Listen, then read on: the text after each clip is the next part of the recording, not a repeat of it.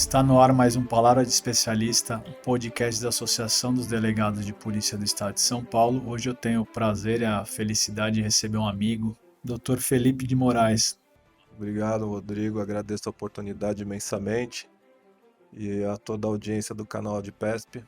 É uma grande honra estar aqui com vocês e para bater um papo aí sobre a nossa atividade diuturna. Bom, o Dr. Felipe Moraes, ele é delegado assistente hoje no 1º DP de São Bernardo do Campo, mestre e doutor em Direito pela PUC, especialista em Inteligência de Segurança Pública pela Unisul. Bom, vamos começar nosso bate-papo aqui. Queria contextualizar nosso público, que é um público bem heterogêneo, não é só de que fez direito, que está cursando faculdade de direito, não é só de policiais, é um público em geral aí. Eu queria saber, né, do senhor quais que é as diferenças das delegacias territoriais especializadas. Eu sei que você já passou pelas duas, só para contextualizar nosso público, para ele ter uma noção de como funciona o dia a dia. Ao longo da minha carreira, né, eu sou delegado de polícia do concurso de 2011, eu iniciei minhas atividades em 2012 e a minha primeira unidade de lotação foi o 1º Distrito Policial de Mauá, tá? É uma, é uma cidade com cerca de 500 mil habitantes que integra a região metropolitana do estado de São Paulo, faz divisa com bairros do extremo leste e possui uma grande extensão territorial de comunidades. Dadas as circunstâncias socioeconômicas, é uma localidade com muitas ocorrências policiais e lá eu desenvolvia atividades estritamente de plantão. Isto é, elaborava registrava as ocorrências que eram trazidas pelo público e elaborava as ocorrências que eram apresentadas tanto pela Polícia Militar quanto pela Guarda Civil Municipal. No entanto, lá, desde o começo da minha carreira, eu já desenvolvi um gosto pela investigação. Eu não me restringia, por vezes, tão somente a elaborar os fatos que me eram colocados, mas eu prosseguia nas investigações. E algumas vezes a gente conseguiu ter êxito em obter um resultado que era além do que aquele esperado, né? E essa circunstância chamou a atenção dos meus superiores hierárquicos. Na época, o delegado de Polícia Seccional de Santo André, em 2017, era o Dr. Hélio Bressan, e ele me convidou para ser titular do setor de homicídios e proteção à pessoa de Santo André. Lá, nós tivemos a primeira experiência em unidade especializada de polícia judiciária, isto é uma delegacia de polícia que não faz atendimento ao público, nem elabora ocorrências trazidas pela Guarda Municipal ou pela Polícia Militar, só atua somente na investigação, nesse caso de homicídios. E foi uma experiência muito proveitosa sob o ponto de vista profissional. Eu comecei naquela época já a ter alguma familiaridade com alguns instrumentos de gestão, porque, acima de tudo, a investigação compreende a gestão de recursos. Inclusive, a gente fez até um estudo a respeito da administração cartorária, né? Então, a gente introduziu alguns conceitos de gestão para, por assim dizer, enxugar e trazer mais saúde para o cartório, com o objetivo de trazer mais qualidade para as investigações, né? Em 2018, com a mudança de gestão, assumiu a Delegacia de Polícia Seccional de Santo André o Dr. Adalberto Henrique Barbosa, né? E ele acabou me removendo para assistência da delegacia sede do município de Mauá. E ali, por intermédio de portaria, ele criou duas assistências que eu era responsável, assistência do setor de homicídios e da Delegacia de Investigação sobre Entorpecentes. E lá, mais uma vez, nós tivemos bastante êxito, nós tivemos um índice de esclarecimento de homicídios muito satisfatório. Também atuamos com êxito em vários casos envolvendo o tráfico de entorpecentes. E, posteriormente, no ano de 2019, eu pedi ao o meu titular, que era da Delegacia Sede de Mauá, que é o Dr. Alberto José Mesquita Alves, ele foi transferido para o 1º Distrito Policial de São Bernardo do Campo, e eu pedi a ele que eu o acompanhasse como seu assistente. Estou lá atualmente. Lá eu também tive essa experiência de investigação em distrito de área, né? E nesse meio do caminho, eu tive a felicidade também, entre 2020 e até final de 2021, eu fui supervisor do Grupo de Operações Especiais de São Bernardo do Campo. e eu tive a felicidade de ser indicado pelos próprios policiais do GOI. A minha permanência no primeiro de Distrito Policial de São Bernardo do Campo enquanto assistente foi muito proveitosa também. Tive a oportunidade de atuar em casos estratégicos de segurança pública e tive a oportunidade de ser promovido por merecimento para a segunda classe pelo meu seccional, o Dr. Ronaldo Tossunian, com o apoio do meu diretor atual, Dr. Storni. Com relação a essa questão da diferença da atuação de polícia judiciária em unidade especializada e territorial, apesar da função ser idêntica, ela guarda algumas diferenças, né? Numa unidade especializada, você vai atuar em casos estratégicos de segurança pública e por essa razão você também possui recursos especializados.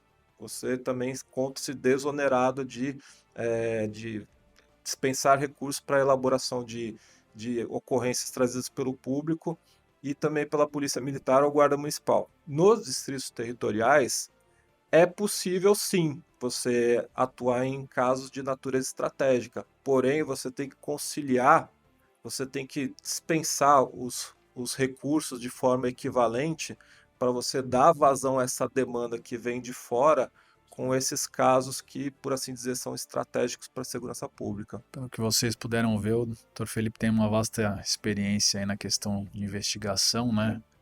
Já tocou delegacia de homicídio, de entorpecente, então ele tem bastante cabedal aí para falar sobre investigação criminal. Doutor, quais são os requisitos para uma boa investigação criminal ser bem sucedida? Olha, eu acredito que vai depender muito da modalidade de crime que você está investigando, né? Por exemplo, no caso de roubo e furto em residência, que é uma ocorrência que é bastante recorrente na minha circunscrição. Em crimes dessa natureza, é imprescindível a questão do local do crime, né? Hoje, diferentemente de alguns anos atrás, nós temos à nossa disposição diversas modalidades de exames periciais que podem efetivamente chegar à conclusão sobre a autoria do crime, tá? Então, essa questão do local do crime é muito importante a depender da modalidade de crime que você está investigando. No caso de homicídio, a questão do local também é muito importante, principalmente para descrever como que se deu a dinâmica do fato, né? No entanto, em relação ao homicídio, a questão da prova testemunhal também é muito importante, né? Porque por trás de todo homicídio tem uma motivação. Outras modalidades de crime, por exemplo, a questão do local, ela se mostra praticamente irrelevante. E eu estou me referindo, por exemplo, a fraudes bancárias eletrônicas, em que o conhecimento de técnicas modernas de investigação, como interceptação de dados telemáticos, afastamento de dados, ou mesmo a tradicional interceptação telefônica, são imprescindíveis. Então, assim, na minha avaliação, que é bastante relevante, é o delegado de polícia ou mesmo os policiais civis que integram a sua equipe, eles terem o conhecimento das mais diversas técnicas de investigação e tratar aquilo como se fosse uma caixa de ferramenta e saber manuseá-las de acordo com o momento mais adequado, né? Felipe, há alguns anos o senhor conduziu um projeto chamado Projeto Águia, que é um protocolo de investigação de roubos de veículos. Conta um pouco para a gente desse projeto, os resultados que foram obtidos aí. A gente sabe que o roubo de veículos é um dos crimes aí patrimoniais aí que tem bastante índice, né, bastante ocorrência. Conta para a gente desse projeto. O projeto Águia foi uma providência que nós adotamos quando eu ainda era plantonista no 1º de Mauá, dado o grande volume de ocorrências que ali eram apresentadas, obviamente muitas ocorrências resultavam em prisão em flagrante delito. E considerando que eu mantinha um bom relacionamento com policiais militares e guardas civis municipais que apresentavam ocorrências todos os dias, eu também recebia um grande fluxo de informações que posteriormente poderiam ser aproveitadas na investigação de outros crimes. E aí o que aconteceu? Eu, juntamente com a chefia dos investigadores, nós passamos a organizar o acervo fotográfico com uma metodologia própria e assim a gente conjugar com outras informações À época que nós concebemos o projeto Águia, a gente entendia que era um protocolo de investigação, né? No entanto, hoje, com o conhecimento que eu tenho na atividade de inteligência, eu diria que o projeto Águia ele tem mais uma natureza de atividade de inteligência como apoio para a investigação do que investigação propriamente dita. E aí, um belo dia, a gente já tinha operacionalizado o nosso projeto Águia, eu navegava pela intranet da Polícia Civil e eu vi um link convidando aos servidores públicos que fizessem inscrição na 12ª edição do Prêmio Mário Covas, né? E aí eu acabei fazendo despretensiosamente a inscrição e a gente teve a felicidade de chegar na final e o projeto Águia ele acabou, de certa forma, além de agregar valor à atividade da Polícia Civil, ele também quebrou alguns paradigmas, né? Que no sentido que a atividade de inteligência ela é sempre custosa, né? Ela necessariamente ela demanda a aquisição de recursos de alta tecnologia. E nesse sentido, o projeto Águia, de maneira até simplória, mas com uma metodologia bem acertada, ele conseguiu obter êxito em prestar a finalidade que ele se propôs, né? Isto é, apoiar a investigação em roubo de veículo, roubo a transeunte, etc. A gente fica muito feliz aí em saber que os grandes trabalhos, né, os grandes projetos aí que mesmo de uma forma, como falou, simples, né, mas que dão resultado, que enaltecem o trabalho de investigação, que é o nosso mistério aí, o mistério da Polícia Judiciária, ele é exaltado até com possibilidade de prêmios aí, né? Chegou à final de um prêmio importante, que é um reconhecimento, o Mário Covas, e ter também reconhecimento da nossa cúpula, né, na nossa direção, que é importantíssimo, isso é fundamental. Doutor, qual que é a importância do conhecimento de ferramentas e metodologias, já que você está falando de projetos e metodologias, eu sei que você gosta muito dessa questão de metodologia, de ter protocolos, tá? Você mexe muito com essa sistemática, né, no trabalho de polícia judiciária. Fale para a gente um pouco dessa questão das ferramentas e metodologias para a prática de polícia judiciária. Como eu disse anteriormente, né, mesmo quando o delegado de polícia ele está presidindo uma investigação por intermédio do inquérito policial, ele está administrando recursos. As ferramentas de gestão elas são um valioso instrumento de apoio, mesmo porque quando nós enxergamos o inquérito policial, ele pode ser entendido como um processo, mas não como um processo sob o ponto de vista jurídico, né?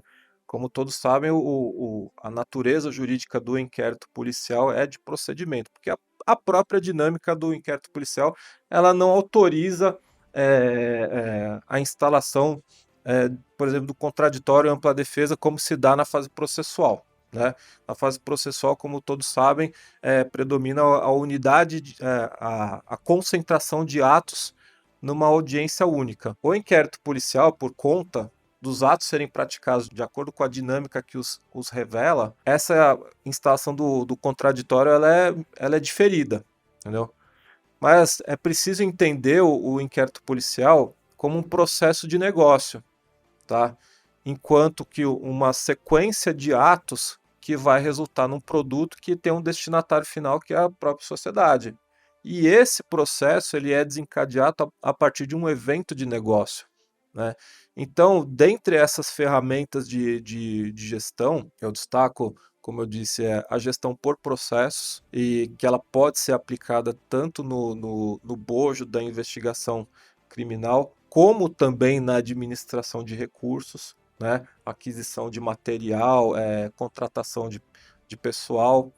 E também eu destaco também a gestão de riscos, baseada na norma ISO 31000, que ela é há uma relação bastante intrínseca entre essas duas disciplinas, que é a gestão por processos e a gestão de riscos baseada na ISO 31000. Hoje, a gente fala muito dos papéis dos autores, né, na justiça criminal, né?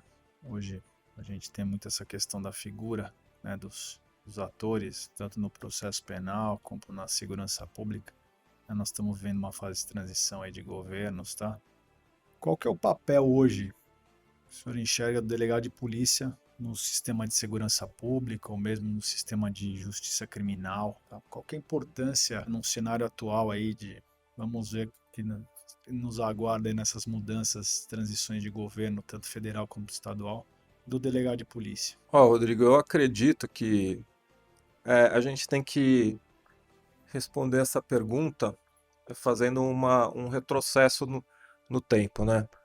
Quando a gente lê a exposição de motivos do nosso Código Penal, dizia-se que justificava-se a manutenção do cargo de delegado de polícia porque diante da impossibilidade de se alocar juiz de direito em todas as localidades, nos mais distantes confins do nosso país, que tem dimensões continentais. Naquela época, a natureza da atividade do delegado de polícia era basicamente decisória. Por quê? Porque naquela época os recursos relacionados à investigação eram bem mais restritos do que atualmente. Então, basicamente, a investigação de um fato criminoso se resumia a você ouvir testemunhas e formar sua convicção a respeito daquele fato que era colocado para o delegado de polícia, que por sua vez ele transmitia para um juiz de direito.